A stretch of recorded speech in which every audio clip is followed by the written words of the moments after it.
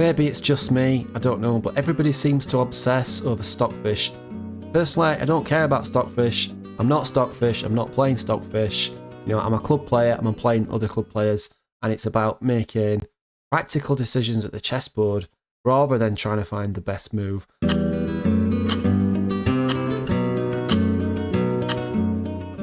Recently, I faced this position as white in an over-the-board game. My opponent has just played g5.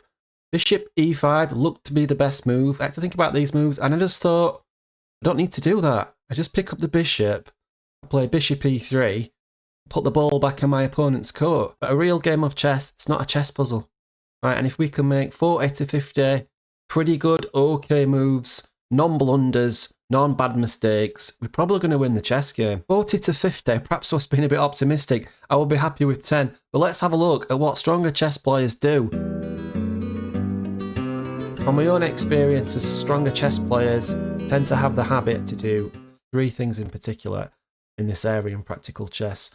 Number 1 is under time pressure, they generally play safe and solid chess. Number 2, this brings me right back to the very best thing that my chess coach told me when I was first starting out chess.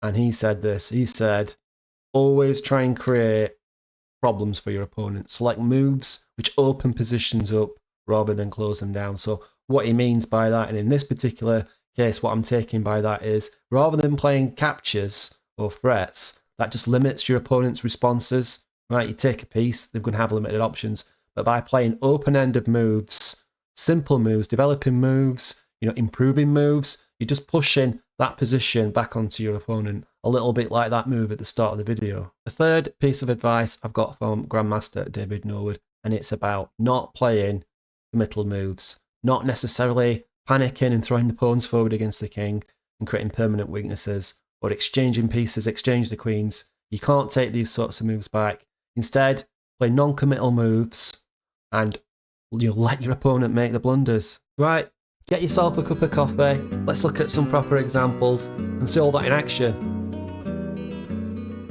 Take this position for example. So when I look at this position, what I want to do is waste time with a Pat Sillite kingside attack that's just not there. But Karpov doesn't do that. What does Karpov do? Picks up the bishop, plays bishop e2, and then he hands that move back over to his opponent. And this is the sort of move that your opponents absolutely hate, because you're keeping the position open, you're not giving them limited choices, and you're making them think for themselves. And although this wasn't the computer's best choice, Karpov didn't seem to care. Here's a classic example of this sort of strategy in practice.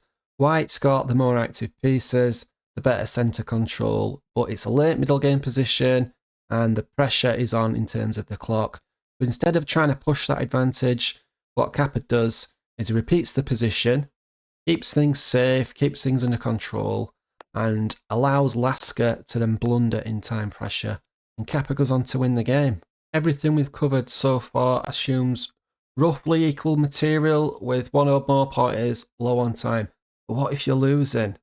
Well, if you're losing, this calls for the kitchen sink strategy. Now, your job is to create complications, messy, unclear positions where your opponent can go wrong.